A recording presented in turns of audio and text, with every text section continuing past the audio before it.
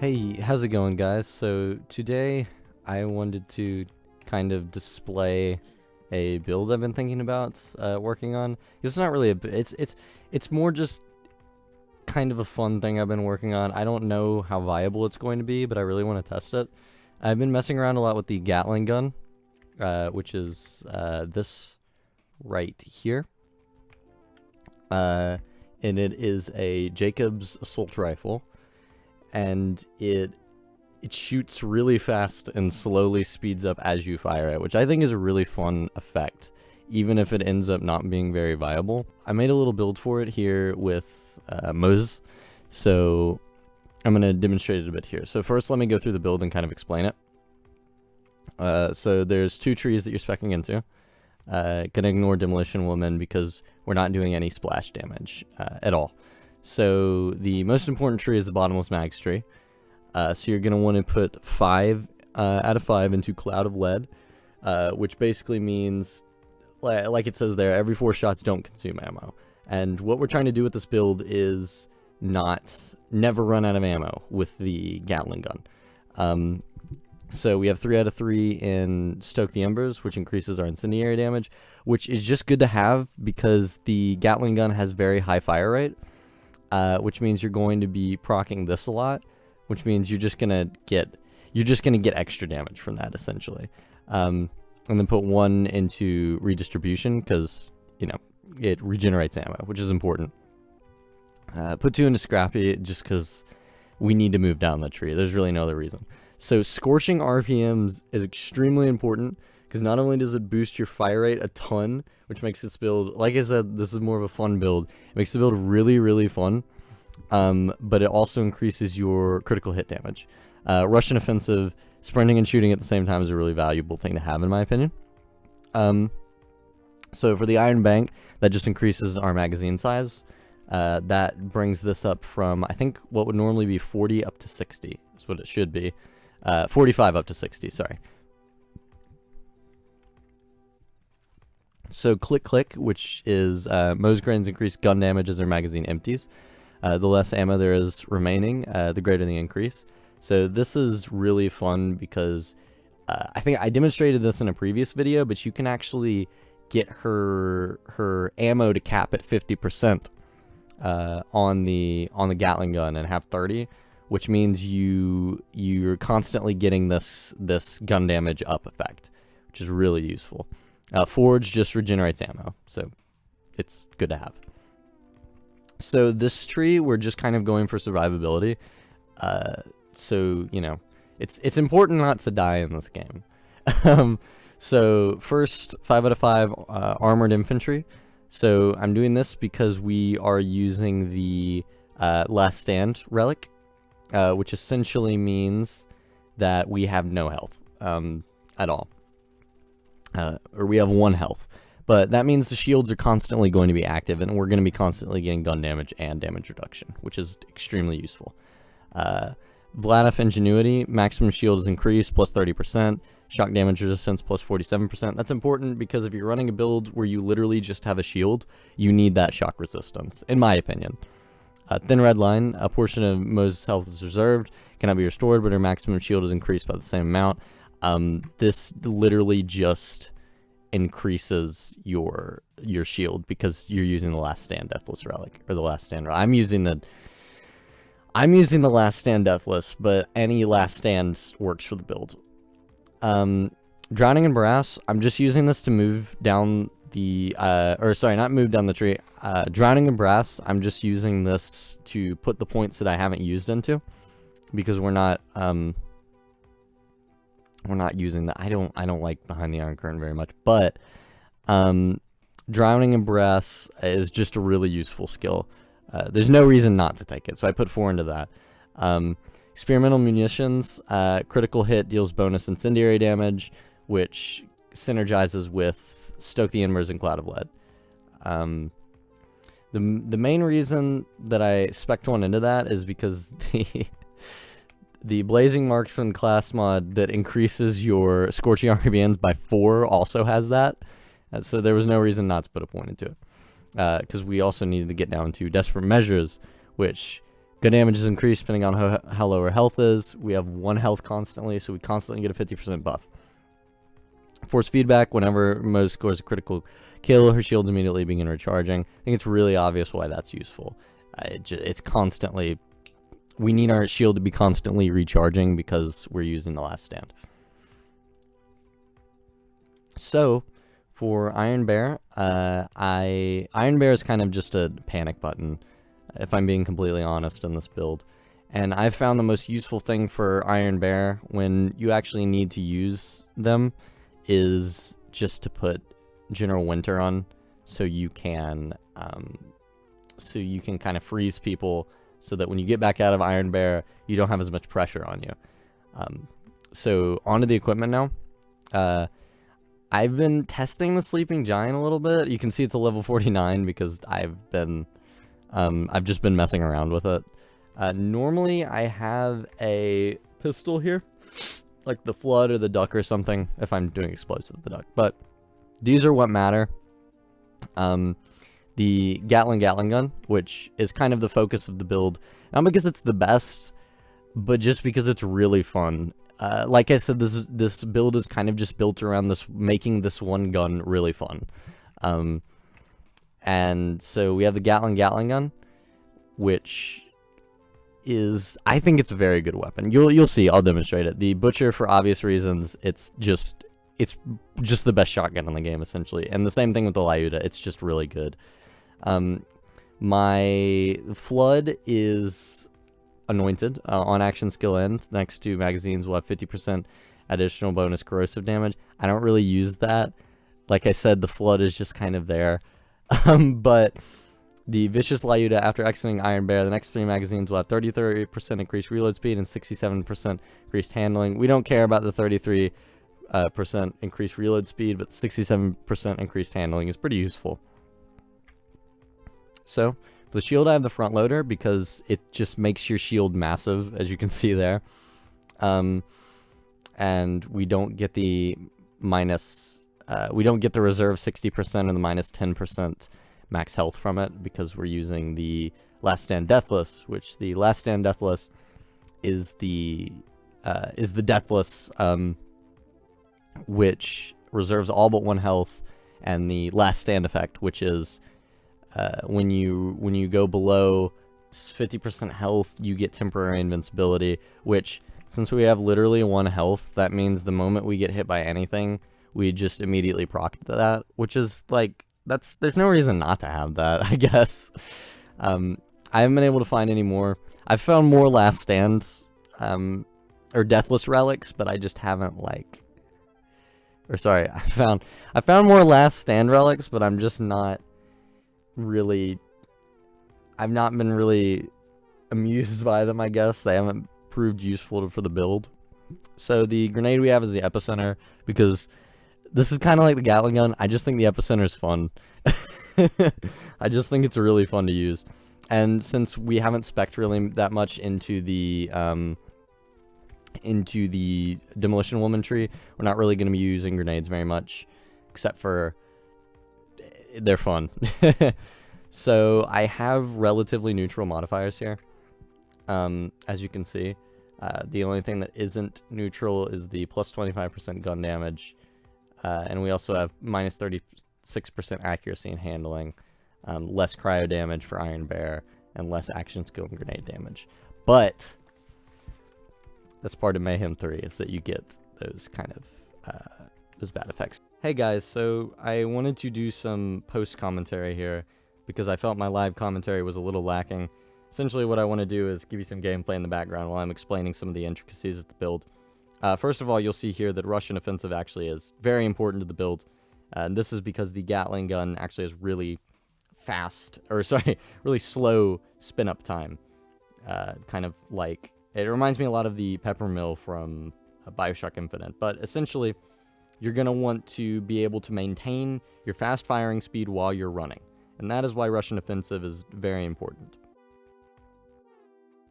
You'll see here that I am reload canceling even though I have 0 ammunition in my magazine, and that is because I'm trying to keep click-click procs. Because the enemies aren't in a big group, which means I need each of my individual bullets to do a bit more damage than they are. So to do that, I reload cancel to keep click click procced. Click click increases my damage the lower I get to the bottom of the magazine.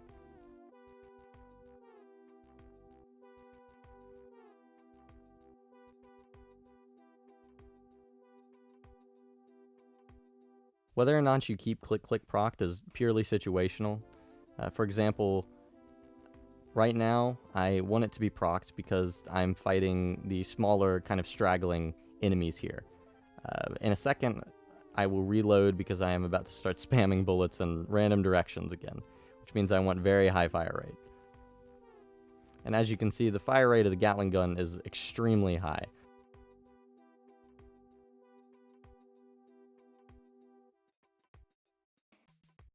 Switch to the flood there for a second. That was a complete accident.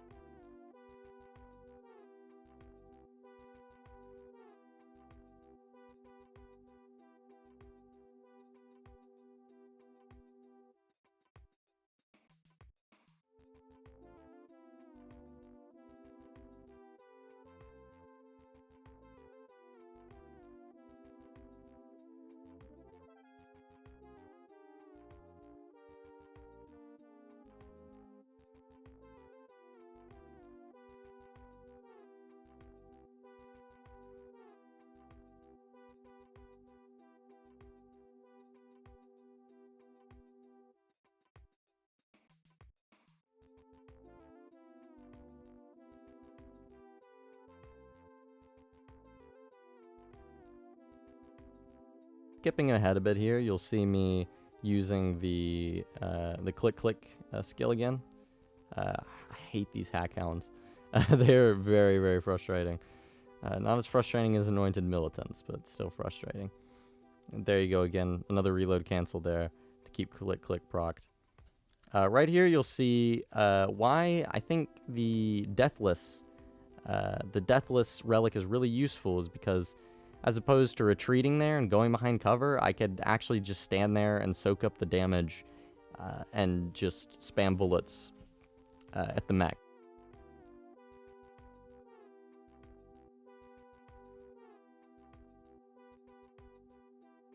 Status effects are very annoying. Just keeping your shield from recharging constantly. The skill that lets your shield start recharging immediately upon getting a critical kill is also very useful, I think, just for really any build that specs into Shield of Retribution. Though I do feel some of the skills in that tree are a little weak.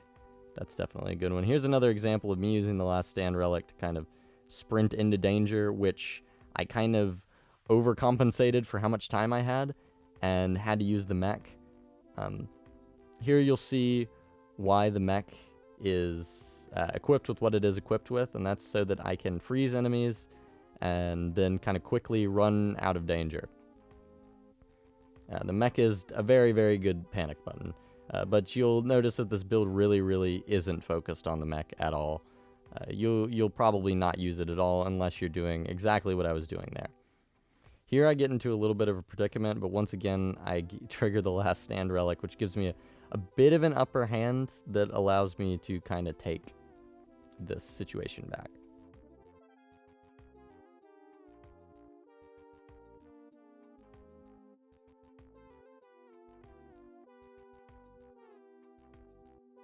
So we have already failed the 25-minute mark, and part of that is because I am not very familiar with this trial.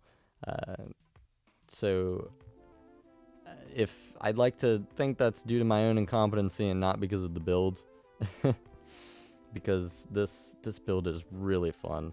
I want to see more people using it.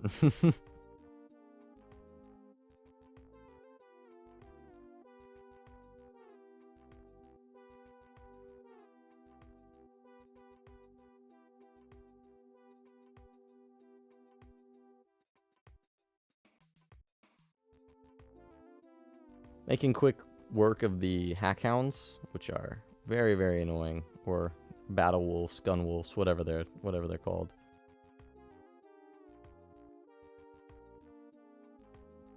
I always like to take out the enemies with cryo weapons first, because cryo killing your mobility is really, really, really annoying.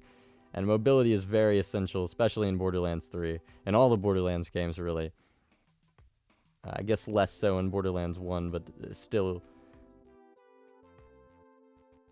So here you're going to actually see me beginning to fire before I even come over the hill here. And that is because I want to get my fire rate up before the badass enemy comes into my sights.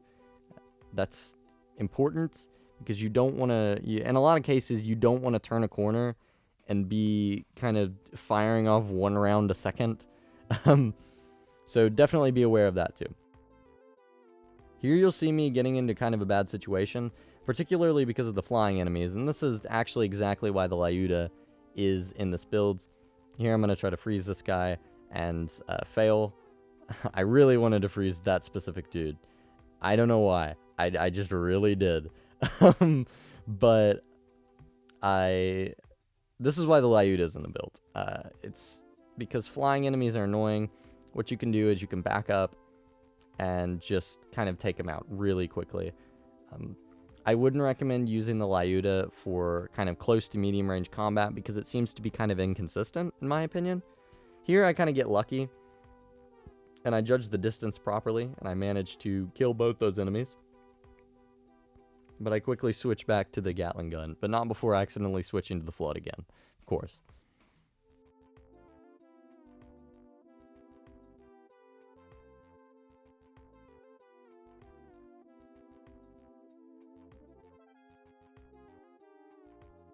So here comes the boss. I waited a second at the entrance to the boss's room because I wanted my shield to recharge a bit, because I actually forgot what the boss for this trial was. This is why the Butcher is in the build, is because if you need to kill a boss quickly, there is almost no penalty for simply running up to the boss and spamming the Butcher right into its face. This works with pretty much every build, though. So that'd be a recommended strategy in my book. That gets my stamp of approval.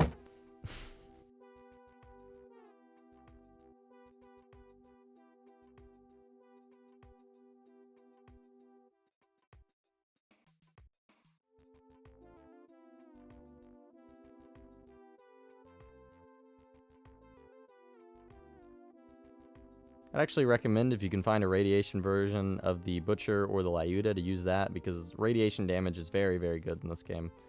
Here I just kill off the last couple of enemies with the Gatling gun, and that's it. I am aware I forgot to kill the Fallen Guardian. I apologize for that. But the entire point of this video was kind of to show off the Gatling gun specifically. Because I think it's a fun weapon, and not a lot of people are using it or talking about it. So yeah, the Gatling gun is a world drop, which means I'd recommend farming Grave Ward for it. I got it as a random drop from Grave Ward.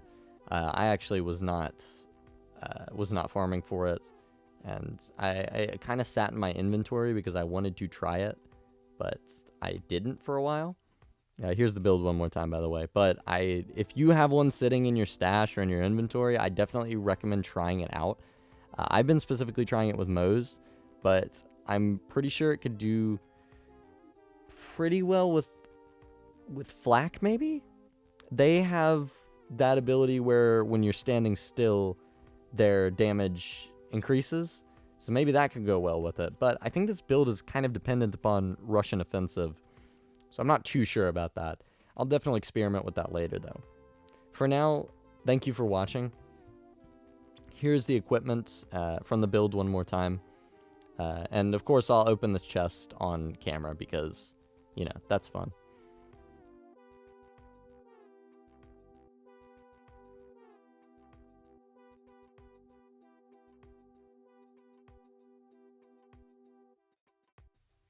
And You guys will be stoked to see this. It's nothing. I actually went into my menu and checked to make sure I was on Mayhem 3 after that. But yeah, despite the disappointing loot, thank you guys for watching. I appreciate it. And I'll see you in the next video.